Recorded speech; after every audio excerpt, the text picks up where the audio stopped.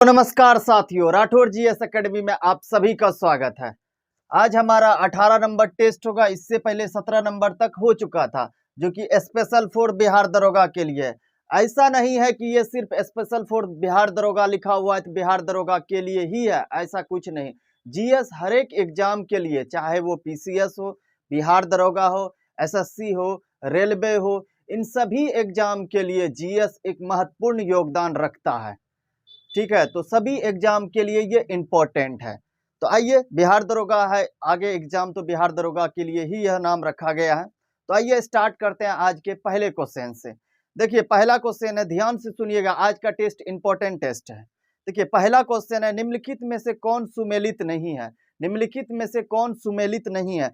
एक तरफ अभिलेख दिया है, दूसरे तरफ शासक दिया है। देखिए, अभिलेख, आज का अभिलेख जो है ना, हम पूरा इस टॉपिक को क्लियर कर देंगे। यहाँ से जितनी भी क्वेश्चन पूछे गए हैं और पूछे जा सकते हैं, हम सबको क्लियर कर देंगे, ठीक ना? तो आप लोग ध्यान से सुनेंगे। सर्वप्रथम आइए, इसको डील करने से पहले अभिलेख के बारे में जानते हैं। सर्वप्रथम अभिलेख का जो अध्ययन क्या कहलाता है, आप लोग हमें बताइए। अभिलेख का अध्ययन क्या कहलाता है? जो कि बिहार दरोगा का क्वेश्चन इस बार जो पीटी का हुआ था, उसका पूछा हुआ क्वेश्चन है कि अभिलेखों का अध्ययन क्या कहलाता है। तो अभिलेखों का अध्ययन जो एपिग्राफी कहलाता है। क्या कहलाता है? एपिग्राफी। आपको याद रखना है, इंपॉर्टेंट क्वेश्चन है। तो बताइए, अभिलेखों का अध्ययन क्या कहलाएगा? एपिग्राफी। बिल्कुल। देखिए, अभिलेखों की जो है ना खोज 2 बार हुई है, 2 बार इनकी खोज हुई है। सर्वप्रथम इसकी खोज जो 1857 ईस्वी में, 1857 ईस्वी में फ्रांस के एक वैज्ञानिक थे, फ्रांस के, जिनका नाम था एडोर्न लियोन एस्कोट डी मार्टिविले। मार्टिविले, आपको शॉर्ट में नाम याद रखना है, मार्टिविले। तो सर्वप्रथम इसकी खोज किसने की है अभिलेखों की? 1857 में मार्टिविले ने खोज की थी। दूसरी बार इसकी खोज जो है ना, इसके 20 साल बाद, यानी 1857 में 20 साल जोड़ दीजिए, 1877। 1877 में जो अमेरिका के एक वैज्ञानिक थे, अमेरिका के एक वैज्ञानिक थे जिनका नाम था Thomas Alva Edison. Thomas Alva Edison, ये अमेरिका के वैज्ञानिक थे। इन्होंने जो है ना अभिलेखों की खोज जो 1877 ईस्वी में की है। 1877 ईस्वी में अमेरिकी वैज्ञानिक थे। और देखिए, यहाँ पूछा जाएगा कि अशोक के अभिलेख को, अशोक के अभिलेख को सर्वप्रथम किसने और कब पढ़ा था? अशोक के अभिलेख को सर्वप्रथम किसने और कब पढ़ा था? तो किसने पढ़ा था? जेम्स प्रिंसेप ने पढ़ा था। जेम्स प्रिंसेप ने पढ़ा था, 1837 ईस्वी में पढ़ा था। 1837 ईस्वी में पढ़ा था। इन 2-3 बातों को आपको याद रखना। सर्वप्रथम हमने क्या कहा कि अभिलेखों का अध्ययन क्या कहलाता है? एपिग्राफी कहलाता है। अब देखिए, यहाँ से जितना भी कौन सा शासक किस शासक के बारे में कौन सा अभिलेख जानकारी देता है, उसी से रिलेटेड ये क्वेश्चन है। देखिए, पहला ऑप्शन देखिए, प्रयाग स्तंभ दिया। प्रयाग स्तंभ अभिलेख जो है ना, समुद्रगुप्त के बारे में जानकारी देता है। बिल्कुल ये सही बात है। प्रयाग स्तंभ अभिलेख जो है ना, समुद्रगुप्त, शासक समुद्रगुप्त के बारे में जो है ना विस्तृत जानकारी देता है, ये बात सही है। ऑप्शन बी में देखिए, भित्री स्तंभ अभिलेख। भित्री स्तंभ अभिलेख के बारे में यहाँ पे दिया है मालवा नरेश यशोवर्मन। मालवा नरेश यशोवर्मन, बिल्कुल नहीं। ये भित्री स्तंभ अभिलेख जो है ना, स्कंद गुप्त के बारे में जानकारी देता है। स्कंद गुप्त के बारे में, स्कंद गुप्त शासक है, उन्हीं के बारे में जो है भित्री स्तंभ अभिलेख जानकारी देता है। वहीं देखिए, मालवा नरेश यशोवर्मन जो दिया है, मालवा नरेश यशोवर्मन के बारे में जानकारी जो है मंदसौर अभिलेख देता है। कौन सा? मंदसौर अभिलेख देता है। तो यही ऑप्शन गलत हो जाएगा। चलिए फिर भी आगे चेक करते हैं हम लोग। देखिए, सी नंबर में दिया है नासिक अभिलेख। नासिक अभिलेख के बारे में जानकारी जो है ना, नासिक अभिलेख जो है ना, गौतमी बालकृष्ण के बारे में जानकारी देते हैं। गौतमी बालकृष्ण के बारे में जानकारी देती है, ये बात सत्य है। ठीक है।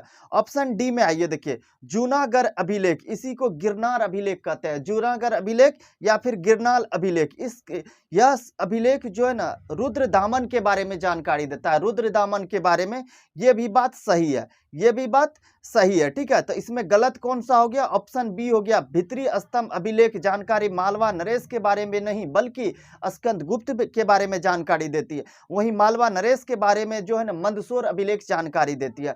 इसके अलावे देखिए, हाथी गुफा अभिलेख सुने होंगे, हाथी गुफा अभिलेख, यह कलिंग नरेश के बारे में जानकारी देता है। कलिंग नरेश खारवेल जो है, उसी के बारे में जो है हाथी गुफा अभिलेख जानकारी देती है। इंपॉर्टेंट सब क्वेश्चन है, आप लोग इसको लिख लेंगे।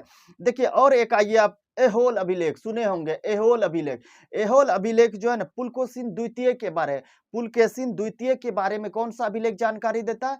एहोल अभिलेख देता है। ठीक है। और देखिए और एक बात आई है इसमें, एक आता है ग्वालियर अभिलेख। ग्वालियर अभिलेख के बारे में जानकारी जो है ना प्रतिहार नरेश भोज के बारे में जानकारी देती है। प्रतिहार नरेश भोज के बारे में कौन सा अभिलेख जानकारी देती है?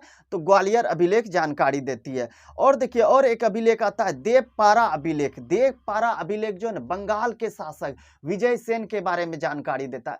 तो पूछा जाएगा बंगाल के शासक विजय सेन के बारे में जानकारी कौन सा अभिलेख देता है? तो देवपारा अभिलेख। देवपारा अभिलेख। देखिए हमने इसमें जितना भी अभिलेख का बताया सारा इंपॉर्टेंट है और यहां से क्वेश्चन पूछा गया हर एक एग्जाम में, तो आप लोग इसको याद रखेंगे, लिख लेंगे, ठीक है ना। तो चलिए इसमें गलत हो गया ऑप्शन बी, इसमें सुमेलित नहीं है, यही चुनने के लिए कहा जा रहा था, तो ऑप्शन बी हो जाएगा राइट। ठीक है, इतनी बातों को आप लोग को इस क्वेश्चन में याद रखना है। ठीक है, चलिए आगे बढ़ते हैं। देखिए 2 नंबर क्वेश्चन, भारतीय प्राचीन इतिहास में कुशीद शब्द संबंधित है। कुशीद शब्द संबंधित किससे थे? ये ऋण लेने से संबंधित है। किससे? ऋण लेने से, यानी कर्ज लेने से संबंधित है। ऑप्शन सी हो जाएगा सही। 3 नंबर देखिए क्या कहता है, अशोक के शिलालेख और उनके प्राप्ति स्थल के संदर्भ में कौन सा असंगत है, यानी कौन सा कथन गलत है? गलत कथन को हम लोग को चुनना है।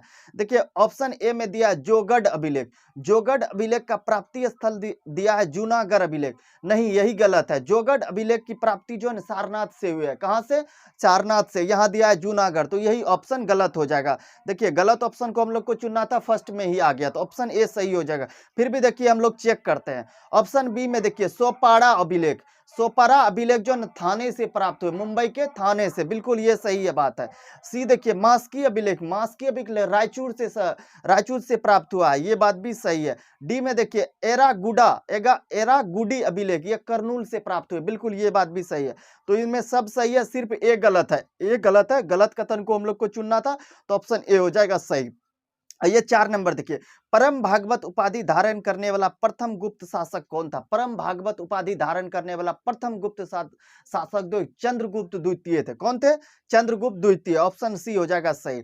आइए 5 नंबर देखिए, निम्नलिखित में कौन जीवक चिंतामणि के रचनाकार थे? जीवक चिंतामणि के रचनाकार जो है ना तिरुत्क देवर थे। तिरुक्त देवर थे, जो कि ऑप्शन डी हो जाएगा। ऑप्शन डी सही हो जाएगा। ठीक है, आइए 6 नंबर क्वेश्चन, दिल्ली सल्तनत के अंतर्गत कौन सी विभाग विदेश संबंधी मामलों को देखता था? विदेश संबंध, दिल्ली सल्तनत की बात कर रहा है। दिल्ली सल्तनत के अंतर्गत विदेश विभाग से संबंधित कौन सा विभाग था? तो इसमें था देखिए दीवाने ए रिसालत। दीवाने ए रिसालत जो एक विदेशी विभाग था, विदेश विभाग था, तो ऑप्शन बी हो जाएगा सही आंसर इसका। 7 नंबर देखिए, फर ए इजदी का विचार जो मुगल राजतंत्र का आधार था, इनमें से किस सूफी संत द्वारा सबसे पहले विकसित किया गया था? देखिए सबसे पहले विकसित जो है फर ए इजदी का विकसित जो है सबसे पहले जो है सिहाबुद्दीन सुहरावर्दी ने किया था। सिहाबुद्दीन सुहरावर्दी ने, जो कि ऑप्शन ए में है, तो ऑप्शन ए हो जाएगा सही। 8 नंबर देखिए, दसवंत एवं बसावंत निम्नलिखित में से किस मुगल शासक के दरबार में चित्रकार थे? देखिए इससे पहले आए थे जहांगीर के दरबार में कौन चित्रकार थे? उसी ऑप्शन में था दसवंत और आपका बसावंत, जो कि हमने पहले भी बताया था इनके बारे में। तो ये दसवंत और बसावंत जो है ना बलबन के दरबार के चित्रकार थे, सॉरी अकबर के दरबार के चित्रकार थे। दसवंत और बसावंत जो है अकबर के दरबार के चित्रकारी थे। ठीक है, ऑप्शन ए हो जाएगा सही। देखिए ऑप्शन बी में जहांगीर के बारे में हमने बताया था आपको पहले। उस्ताद मंसूर और अबुल हसन जो है ना जहांगीर के दरबार के चित्रकारी थे। वही देखिए ऑप्शन डी में दिया है बाबर के दरबारी चित्रकार जो है ना बिहजात थे। कौन से? बिहजात थे। ठीक है ना, इन सभी को याद रखना है, बार बार यहाँ से क्वेश्चन पूछा जाता है। ठीक है, तो आगे बढ़ते हैं। देखिए 9 नंबर क्वेश्चन में, कांग्रेस के जिस अधिवेशन में सदस्यों हेतु खादी वस्त्र अनिवार्य किया गया था, निम्नलिखित में से उसकी अध्यक्षता किसके द्वारा की गई थी? देखिए क्या कह रहा है, खादी वस्त्र को जो है अनिवार्य किया गया था। किस अधिवेशन में? सर्वप्रथम आपको याद रखना है किस अधिवेशन में जो खादी वस्त्र को जो है ना अनिवार्य किया गया था पहनना। ये तो कांग्रेस के 1926 के गुवाहाटी अधिवेशन में किया गया था। किस अधिवेशन में? कांग्रेस के 1926 के गुवाहाटी अधिवेशन में किया गया था, ठीक है, जो कि क्रम के अनुसार ये 41वें अधिवेशन थे। कौन सा था? 41वां अधिवेशन था, याद रखता है, 41वां अधिवेशन था। और अधिवेशन का कौन सा था? 1926 का गुवाहाटी अधिवेशन में जो है था, ठीक है। और इसकी अध्यक्षता जो है एस श्रीनिवास अयंगर ने किया था। एस श्रीनिवास अयंगर जी ने किए थे। तो वही यहाँ क्वेश्चन, मूल क्वेश्चन ये है, कांग्रेस के जिस अधिवेशन में सदस्यों हेतु खादी वस्त्र अनिवार्य किया गया था, निम्नलिखित में से उसकी अध्यक्षता किसके द्वारा की गई थी? हमने क्या बताया? एस श्रीनिवास अयंगर जी के द्वारा, एस श्रीनिवास अयंगर जी के द्वारा, जो कि ऑप्शन बी में है। तो ऑप्शन बी हो जाएगा सही। पूछा जाएगा कौन सा अधिवेशन था? तो 41वें नंबर का था, गुवाहाटी में हुआ था, 1926 का था। ये सभी बातों को याद रखना है। चलिए 10 नंबर क्वेश्चन देखिए, निम्नलिखित को सुमेलित कीजिए। देखिए 1 नंबर में दिया नवजीवन। नवजीवन पत्रिका जो के संपादक कौन थे? नवजीवन पत्रिका के संपादक कौन थे? बताइए, नवजीवन के कौन थे? महात्मा गांधी जी थे, महात्मा गांधी। तो ए का क्या हो जाएगा? बी हो जाएगा। और 2 नंबर में देखिए भवानी मंदिर पत्रिका के संपादक जो बारिंद्र कुमार घोष थे। कौन? बारिंद्र कुमार घोष थे। 3 नंबर में दिखे दिया है सावित्री पत्रिका के जो है अरविंद घोष थे। कौन सा? अरविंद घोष थे। वही देखिए 4 नंबर में दिए काल पत्रिका का जो है ना संपादक जो प्रांजले थे। कौन थे? प्रांप जले थे, ठीक है, प्रांप जले थे। तो ऑप्शन डी हो जाएगा। देखिए इसके अनुसार 4 का कौन सी हो जाएगा? डी हो जाएगा। 4 का डी हो जाएगा। इसको मिलाइए, इसको अगर आप मिलाते हैं तो BCAD जो कि ऑप्शन सी में दिया है, तो ऑप्शन सी सही हो जाएगा। आइए 11 नंबर क्वेश्चन थे, बघेरा विद्रोह कहाँ हुआ था? बघेरा विद्रोह जो है ना 1818 और 20 ईस्वी के दौरान हुआ था। ये ईस्वी आपको याद रखना है। बघेरा विद्रोह कब हुआ था? 1818 से 20 के मध्य हुआ था। कहाँ हुआ था? ये बड़ोदरा में हुआ था। कहाँ हुआ था? बड़ोदरा, जो कि ऑप्शन डी में दिया है। तो ऑप्शन डी सही हो जाएगा। 12 नंबर क्वेश्चन देखिए, बंगाल में निम्न में से कौन सा कारखाना डचों ने स्थापित किया था? देखिए बंगाल में जो है ना डच ने जो है ना चिनसुरा में अपना कारखाना स्थापित किया था। डचों ने चिनसुरा में स्थापित किया, जो कि ऑप्शन बी में दिया था। चिनसुरा, ऑप्शन बी सही हो जाएगा। वही देखिए हुगली में जो है ना अंग्रेज ने 1651 ईस्वी में कारखाना स्थापित किया था। हुगली में किसने किया था? अंग्रेज ने किया था। कब किया था? 1651 में किया था, ठीक है। चलिए आगे बढ़ते हैं। 13 नंबर क्वेश्चन देखिए, निम्नलिखित में से किस वायसराय ने कांग्रेस को राष्ट्रद्रोहियों की संस्था कहकर पुकारा था? ये लॉर्ड कर्जन ने कहा था। किसने? लॉर्ड कर्जन ने। ऑप्शन बी हो जाएगा सही। 14 नंबर आइए, निम्नलिखित में से महात्मा गांधी जी ने किसकी सहायता से टॉलस्टॉय फॉर्म की स्थापना किया था? टॉलस्टॉय फॉर्म की स्थापना जो है ना कॉलेन बॉस के द्वारा किया गया। कॉलेन बॉस की सहायता से किया गया था। कॉलेन बॉस की सहायता से किया गया था, जो कि ऑप्शन बी में है। तो ऑप्शन बी हो जाएगा सही। 15 नंबर देखिए, निम्नलिखित में से किस विदेशी पत्रकार ने स्वदेशी आंदोलन के दौरान यात्रा की थी? हेनरी वुड ने की थी। हेनरी वुड ने की थी, ठीक है ना, याद रखना है। ऑप्शन डी हो जाएगा सही। 16 नंबर देखिए क्वेश्चन, निम्नलिखित में से कौन सी राज्य की सीमा चीन के साथ नहीं लगती है? देखिए हमने बताया था 4 स्टेट यानी 4 राज्य और एक केंद्र शासित प्रदेश जो है ना चीन के साथ सीमा लगाती है। 4 राज्यों में हमने बताया था हिमाचल प्रदेश, उत्तराखंड, उसके बाद सिक्किम, उसके बाद अरुणाचल प्रदेश। हिमाचल पर सबसे पहले कौन सा आ जाएगा? हिमाचल प्रदेश, उसके बाद उत्तराखंड, उसके बाद सिक्किम, लास्ट में आ जाएगा अरुणाचल प्रदेश। 4 राज्य हो गया। एक यूटी लद्दाख। देखिए अब ऑप्शन पे ध्यान दीजिए आप। हमने बताया 4 राज्यों का नाम बताया और एक यूटी बताया, जो कि केंद्र शासित प्रदेश है लद्दाख, ठीक है। अब देखिए ऑप्शन में देखिए, ऑप्शन ए में दिया हिमाचल प्रदेश, बिल्कुल हिमाचल प्रदेश लगाती है। ऑप्शन बी में दिया है सिक्किम, देखिए सिक्किम भी लगाती है। ऑप्शन सी में देखिए पंजाब हमने अभी बताया पंजाब नहीं लगाती है, बिल्कुल यही हो जाएगा, पंजाब नहीं लगाती है। ऑप्शन डी में दिया उत्तराखंड, उत्तराखंड लगाती है। तो इसमें कौन नहीं लगाती है? पंजाब। तो ऑप्शन सी हो जाएगा सही। 17 नंबर देखिए, दरोगा गुरु रोशन सर चाय पर अपने दोस्तों के साथ भारत के भूगोल एवं पर्यटन के विषय पर चर्चा कर रहे हैं। चर्चा के दौरान उनका एक सहपाठी ने बताया कि इस वर्ष फूलों की घाटी देखने चला जाए, निम्नलिखित में से वह किस राज्य की यात्रा पर जाने की बात कर रही है। देखिए सामान्य तौर पर यह क्वेश्चन यह कह रहा है कि फूलों की घाटी किस राज्य में है, तो फूलों की घाटी किस राज्य में, उत्तराखंड में है। किस राज्य में, उत्तराखंड, जो कि ऑप्शन ए में दिया है, तो उत्तराखंड ऑप्शन ए सही हो जाएगा। 18 नंबर देखिए, अरावली पर्वत का विस्तार निम्नलिखित में से किन राज्यों में नहीं है। अरावली पर्वत का देखिए विस्तार किन राज्यों में नहीं है।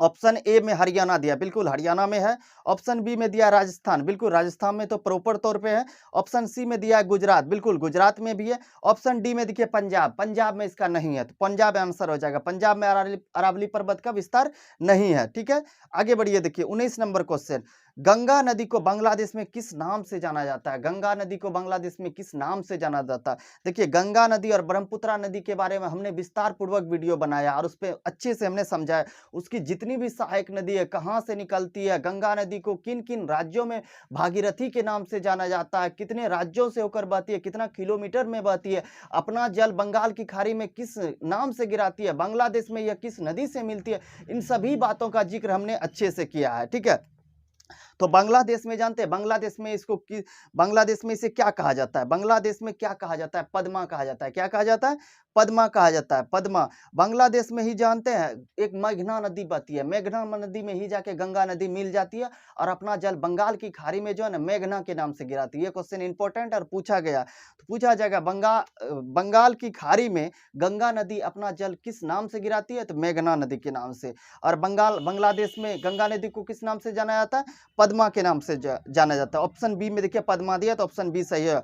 ऑप्शन सी में देखिए जमुना, जमुना ब्रह्मपुत्रा को जो है बांग्लादेश में जमुना कहा जाता है, ब्रह्मपुत्रा को जमुना कहा जाता है। आइए 20 नंबर क्वेश्चन, भारत में निम्न में से किस तटीय प्रदेश में उत्तरी पूर्वी मानसून से वर्षा होती है। देखिए उत्तरी पूर्वी मानसून से वर्षा जो है ना, जो कि लौटता हुआ मानसून, उत्तरी पूर्वी मानसून कहिए या फिर लौटता हुआ मानसून करिए, यह वर्षा जो है ना यह वर्षा जो कोरोमंडल तट जिसको कि तमिलनाडु का तट कहता है, कोरोमंडल तट में जो है ना वर्षा कराती है। कोरोमंडल तट या फिर आपको तमिलनाडु तट देगा तो दोनों आंसर सही होगा। यहाँ पे दिया है कोरोमंडल तट, कोरोमंडल तट मारिए, सही है, ऑप्शन सी हो जाएगा सही।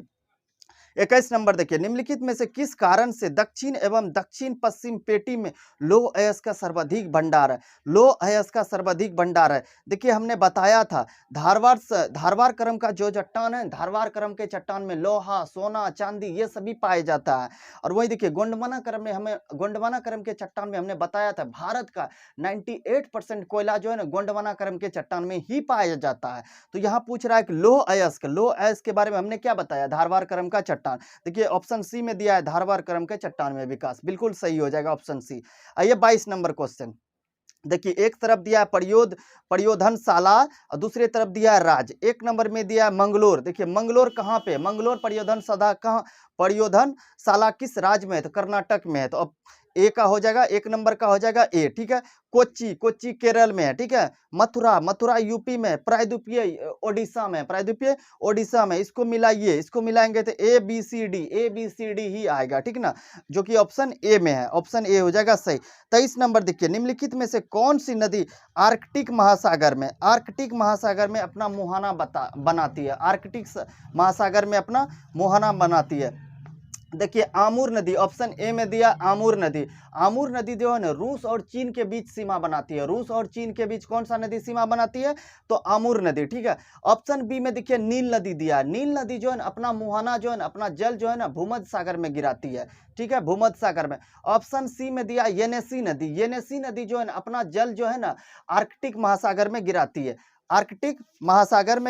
यही आंसर सत्य होगा। आर्कटिक महासागर में कौन सा नदी अपना जल गिराती है या फिर मुहाना बनाती है, तो आपको मानना है येनेसी नदी। ठीक है, ऑप्शन सी हो जाएगा सही। आइए 24 नंबर क्वेश्चन देखिए, एक तरफ झील दिया है, दूसरे तरफ देश दिया, सुमेलित करना है हम लोग को। कौन सा सुमेलित है, इसमें से कौन सुमेलित नहीं है उसको चुनना है, कौन सा गलत है उसको चुनना है। आइए देखिए ए नंबर में दिया आपका मिशिगन झील दिया यूएसए यानी संयुक्त राज्य अमेरिका में, बिल्कुल संयुक्त राज्य अमेरिका में यह है, ये बात सही है। बी नंबर में देखिए दिया लडोगा झील या फिर लदोगा झील, इसी को कहा जाता है। यह देखिए कोलंबिया देश में स्थित है। नहीं, ये कोलंबिया देश में स्थित नहीं है, बल्कि यह रूस में स्थित है।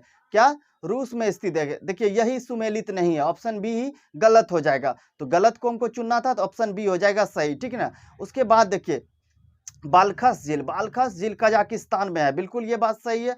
आयर झील ऑस्ट्रेलिया में है, ये बात भी सही है, ठीक है। तो गलत कौन सा आ जाएगा, ऑप्शन बी। आइए 25 नंबर को क्वेश्चन देखते हैं। न्यू कोर्डोवा निम्न में से किस देश की मुद्रा है? न्यू कोर्डोवा निम्न में से किस देश की मुद्रा है? न्यू कोर्डोवा जो निकारागुआ की मुद्रा है, निकारागुआ की मुद्रा है, जो कि ऑप्शन ए हो जाएगा, ठीक है।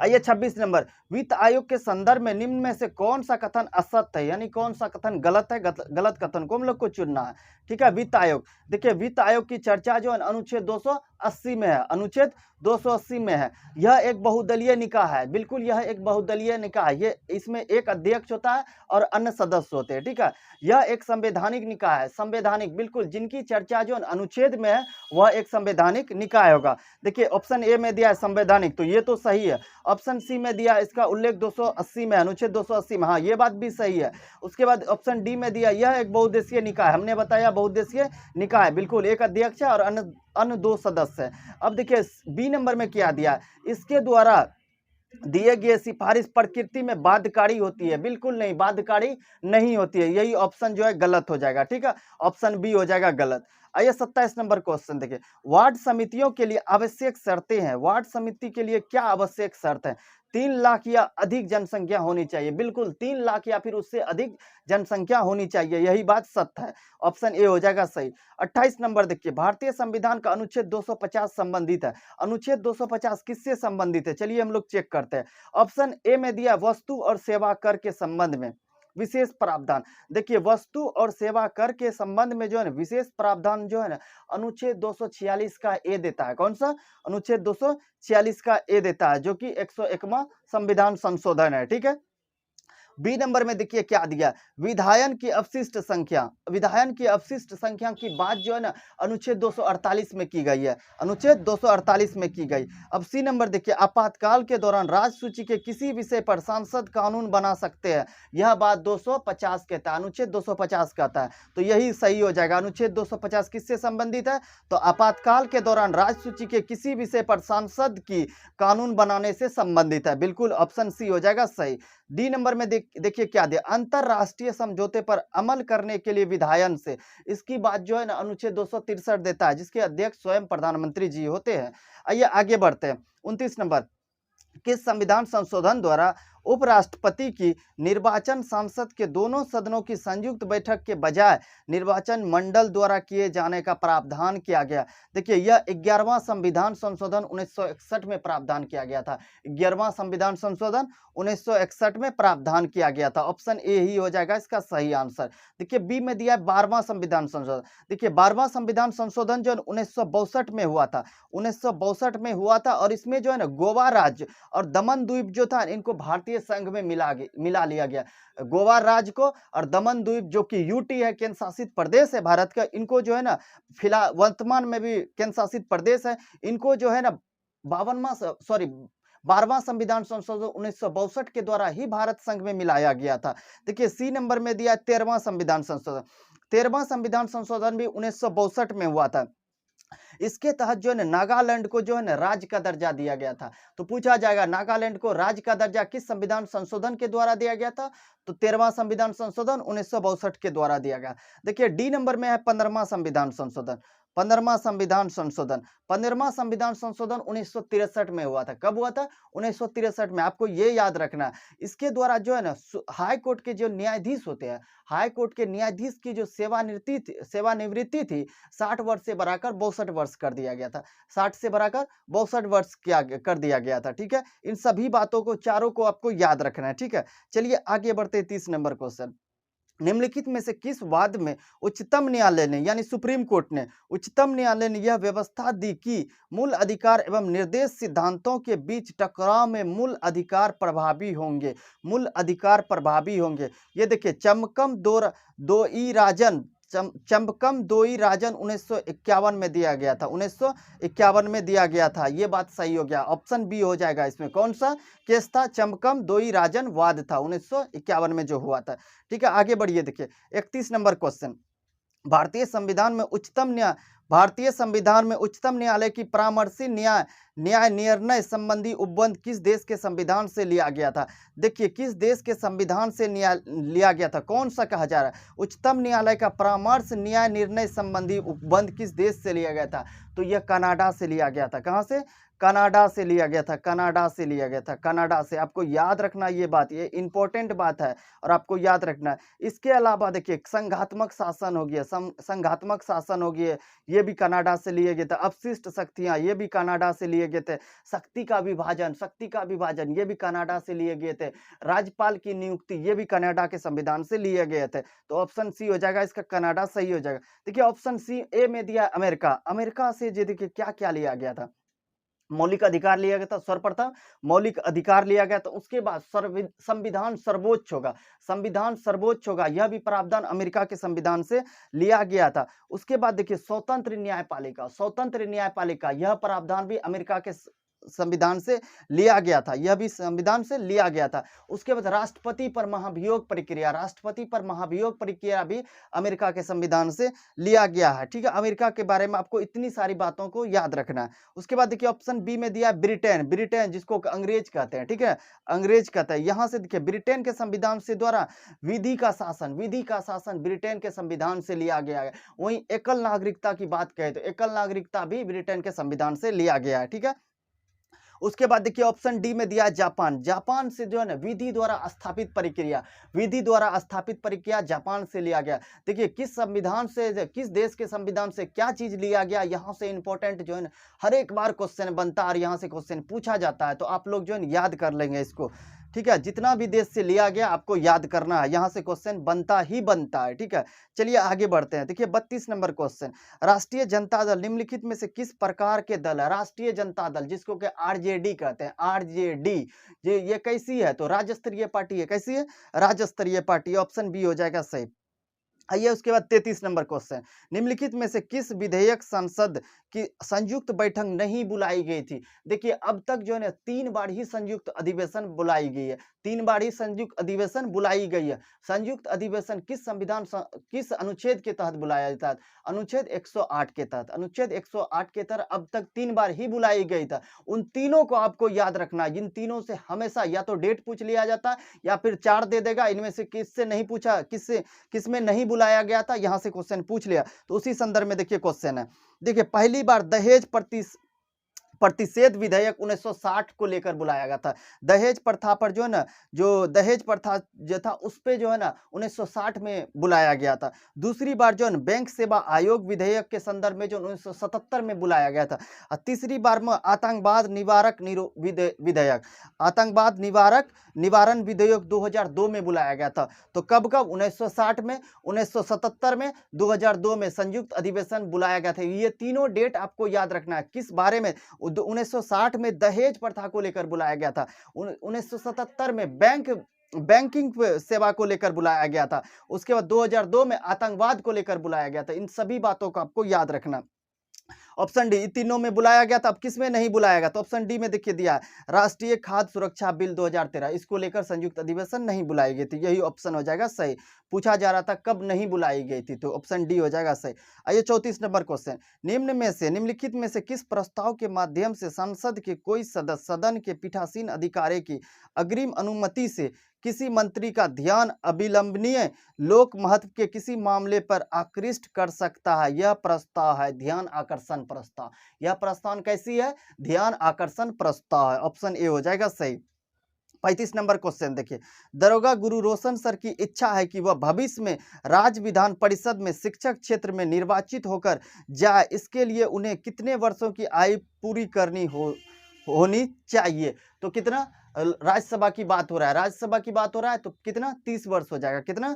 30 वर्ष हो जाएगा। विधान परिषद में भी 30 वर्ष, राज्यसभा का भी 30 वर्ष, लोकसभा का 25 वर्ष, और उसके बाद राष्ट्रपति हो गया, उपराष्ट्रपति हो गया, राज्यपाल हो गया, इसको लेकर कितना न्यूनतम उम्र? 35 वर्ष होना चाहिए, 35 वर्ष होना चाहिए। वहीं एक क्वेश्चन पूछा गया है, लोकपाल की न्यूनतम आयु कितनी हो?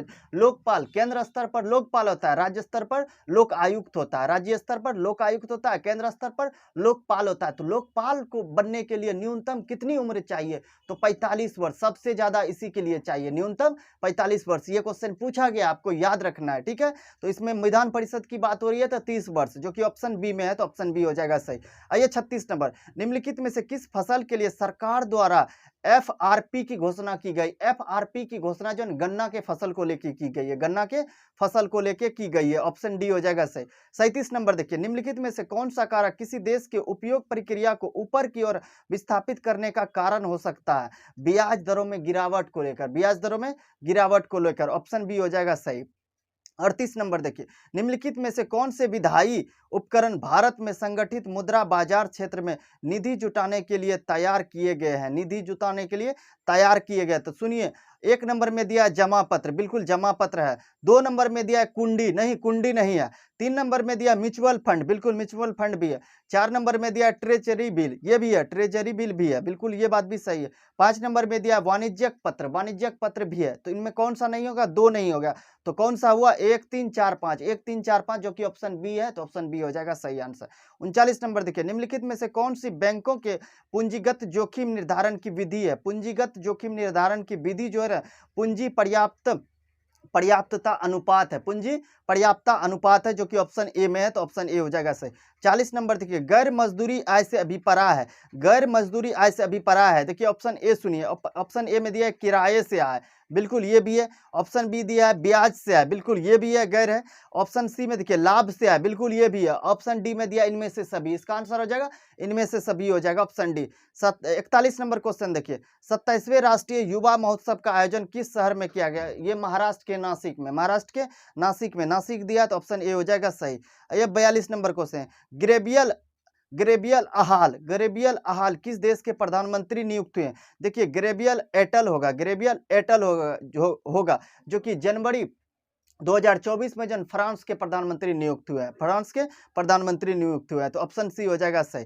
43 नंबर देखिए, घुड़सवारी खेल के लिए अर्जुन पुरस्कार जीतने वाली पहली महिला खिलाड़ी कौन बनी है? पहली महिला खिलाड़ी घुड़सवारी के लिए जन दिव्य कीर्ति सिंह बनी है, दिव्य कीर्ति सिंह बनी है, जो कि ऑप्शन ए है, तो ऑप्शन ए हो जाएगा सही। 44 नंबर देखिए, बिहार के दक्षिणी सीमांतर पहाड़ी क्षेत्रों में किस रंग की मिट्टी पाई जाती है? दक्षिणतम में ये लाल मिट्टी पाई जाती है, कैसी? और लाल मिट्टी का रंग लाल किस कारण से होता है? तो लौह ऑक्साइड, फेरिक ऑक्साइड या फिर फेरस ऑक्साइड के कारण लाल रंग होता है। ये भी क्वेश्चन पूछा गया, तो याद रखना। 45 नंबर देखिए, बिहार के किस जिला का क्षेत्रफल सर्वाधिक है? ये पश्चिमी चंपारण, किसका? पश्चिमी चंपारण का सबसे ज्यादा है। ऑप्शन आइए, ऑप्शन ए हो जाएगा सही। 46 नंबर देखिए, विश्व हिंदी दिवस प्रतिवर्ष कब मनाया जाता है? देखिए विश्व हिंदी दिवस पूछा जाएगा तो 10 जनवरी को मनाया जाता है, वहीं राष्ट्रीय हिंदी दिवस पूछा जाएगा तो 14 सितंबर को मनाया जाता है, तो 10 जनवरी, ऑप्शन सी हो जाएगा सही। 47 नंबर देखिए, अंतर्राष्ट्रीय सामुद्रिक व्यापार संगठन का मुख्यालय किस स्थान पर अवस्थित है? तो ये लंदन में, कहाँ पे? लंदन में अवस्थित है। 48 नंबर देखिए, भारत के प्रथम नोबेल पुरस्कार विजेता वैज्ञानिक कौन थे? देखिए यहाँ पे ये नहीं कह रहा है भारत का प्रथम नोबेल पुरस्कार विजेता कौन थे, बल्कि ये कह रहा है भारत के प्रथम नोबेल पुरस्कार विजेता वैज्ञानिक क्षेत्र में किनको मिला था? तो वैज्ञानिक क्षेत्र में जो है ना, सीवी रमन को मिला था, जिसको चंद्रशेखर वेंकट रमन कहते हैं, चंद्रशेखर वेंकट रमन, सीवी रमन जी को वैज्ञानिक के क्षेत्र में मिला था। वहीं देखिए, अगर जहाँ पूछा जाएगा भारत में सर्वप्रथम साहित्य के क्षेत्र में 1913 में रविन्द्रनाथ टैगोर जी को मिले थे सर्वप्रथम, ठीक है। तो ऑप्शन डी में देखिए, ऑप्शन डी में एक तो दिया है हरगोविंद खुराना, हरगोविंद खुराना को जो है ना चिकित्सा के क्षेत्र में मिला था, चिकित्सा के क्षेत्र में, ठीक है। तो याद रखना यहाँ पे, इंपॉर्टेंट है ये, ठीक है ना। वैज्ञानिक के क्षेत्र में सीवी रमन को मिला था, ठीक है, याद रखना। आइए 49 नंबर क्वेश्चन देखिए, दी ग्रीन शब्द का संबंध किस खेल से? दी ग्रीन शब्द का संबंध गोल्फ से है, गोल्फ से। आइए 50 नंबर क्वेश्चन देखिए, पोलो खेल की लंबाई कितनी गज होती है? 300 गज होती है, कितनी होती है? 300 गज होती है, याद रखना। 50 नंबर क्वेश्चन देखिए, एक तरफ भौतिक राशि दिया है, दूसरी तरफ उसका इकाई दिया है, तो मिलाते हैं। देखिए ए नंबर में दिया है त्वरण, त्वरण का हो जाएगा मीटर प्रति सेकंड, मीटर प्रति सेकंड स्क्वायर, तो ए का हो जाएगा 4। बल दिया है, बी नंबर में बल दिया है, तो बल का न्यूटन हो जाएगा, बी का हो जाएगा 3। सी में देखिए कृति कार्य, कार्य का हो जाएगा जूल, जो कि सी का ए हो जाएगा। डी नंबर में दिया आवेग, आवेग का जो न्यूटन सेकेंड हो जाएगा, न्यूटन सेकेंड हो जाएगा, ठीक ना। इस तरह इसको मिलाइए, 4 3 1 2 हो जाएगा, 4 3 1 2 हो इसका आंसर गलत दिया गया, ऑप्शन ए दिया है जो कि ऑप्शन ए गलत हो जाएगा, ऑप्शन डी इसका सही होगा। आइए 52 नंबर क्वेश्चन देखिए, किसी समय अंतराल में विस्थापन का परिमाण उस समय अंतराल में वस्तु द्वारा तय की गई दूरी से कम होती है, तय की गई दूरी से कम होती है, ऑप्शन डी हो जाएगा सही। 53 नंबर देखिए, गुरुत्वीय त्वरण का मान एक स्थान से दूसरे स्थान पर अक्षांश के अनुसार बदलता है, अक्षांश के अनुसार बदलता है, ऑप्शन सी हो जाएगा सही। आइए 54 नंबर क्वेश्चन, एक शिकारी वृक्ष पर लटकते एक बंदर के सिर को लक्ष्य करके गोली चलाता है, गोली चलाते ही बंदर कूद जाता है, वैसी दिशा में गोली बंदर को कहाँ लगेगी? तो बंदर के सिर में छेद कर देगी, बंदर के सिर में छेद कर देगी। इंपॉर्टेंट क्वेश्चन है, ये क्वेश्चन दरोगा का पूछा हुआ है, याद रखना है आपको। तो बंदर के सिर में छेद कर देगी, ऑप्शन ए हो जाएगा सही। 55 नंबर देखिए, ऊर्ध्वाधरतः नीचे की ओर गिरने के क्रम में किसी पिंड के ऊर्जा का रूपांतरण होता है स्थिति ऊर्जा का गतिज ऊर्जा में, स्थिति ऊर्जा का गतिज ऊर्जा में, जो कि दिया है ऑप्शन बी में, ऑप्शन बी हो जाएगा सही। 56 नंबर देखिए, किसी व्यक्ति को मुक्त रूप से घूर्णन कर रहे घूर्णी मंच पर अपनी चाल कम करने के लिए क्या करना पड़ेगा? अपने हाथ को फैला देना पड़ेगा, अपने हाथ को फैला देंगे तो क्या होगा? उसका कम हो जाएगा, उसका घूर्णन चाल कम हो जाएगा, तो ऑप्शन सी हो जाएगा सही आंसर।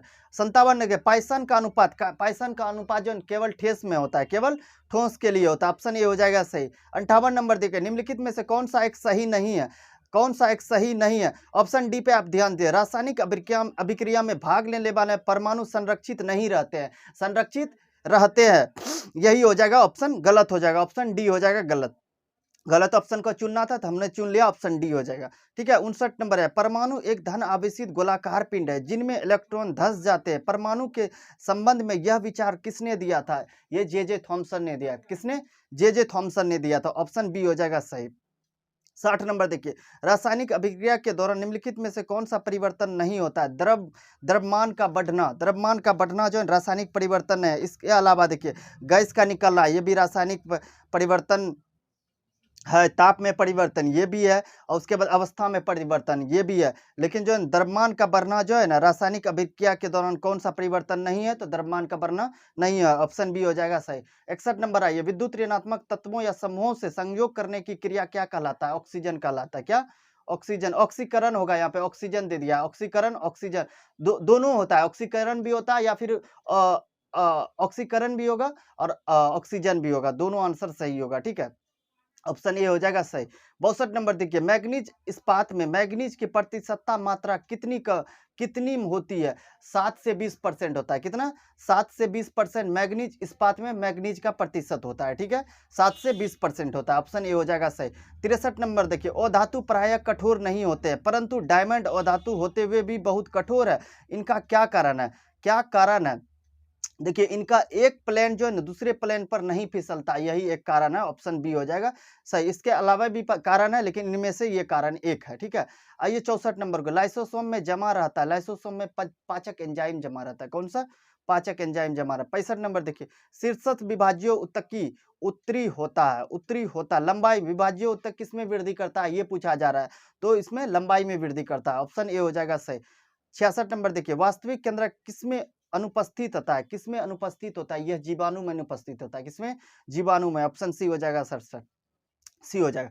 67 देखिए, निम्नलिखित में से कौन सा एक हरा शैवाल नहीं है? देखिए, देखते हैं, ऑप्शन ए में दिया है कोलेरा हरा शैवाल है, ऑप्शन बी में दिया स्पाइरोगारा, ये भी हरा शैवाल है, ऑप्शन सी में दिया लेमिनेरिया हरा शैवाल नहीं है बल्कि भूरा शैवाल है, यही हो जाएगा गलत। लेमिनेरिया कैसा शैवाल है? भूरा शैवाल है, ना कि हरा शैवाल है, ठीक है, याद रखना। 68 नंबर देखिए, ऑक्टोपस है, ऑक्टोपस जो मृदु कवची है, क्या है? मृदु कवची है, ऑप्शन डी हो जाएगा सही। 69 नंबर देखिए, हरे पौधों में क्लोरोफिल बनने के लिए निम्नलिखित में से कौन सा तत्व अनिवार्य है? तो मैग्नीशियम अनिवार्य है, कौन सा? मैग्नीशियम अनिवार्य, ऑप्शन बी हो जाएगा सही। 70 नंबर देखिए, सुक्रोज के जल अपघटन क्या कहलाता है? सुक्रोज का जल अपघटन जो है प्रतिपन कहलाता है, या फिर देखिए इन्वर्सन दिया है यहाँ पे, इन्वर्सन बोलिए या फिर प्रतिपन बोलिए, दोनों एक ही बात है, तो इन्वर्सन सही हो जाएगा, ऑप्शन सी हो जाएगा सही। देखिए, 70 नंबर तक जीएस था, जीएस का हमने डिस्कशन कर दिया, आप लोग मैथ रीजनिंग बना लेंगे। 18 नंबर तक आज डिस्कशन हो गया, कल से हम लोग 19 नंबर का डिस्कशन करेंगे, ठीक है। बहुत बहुत धन्यवाद, जय हिंद।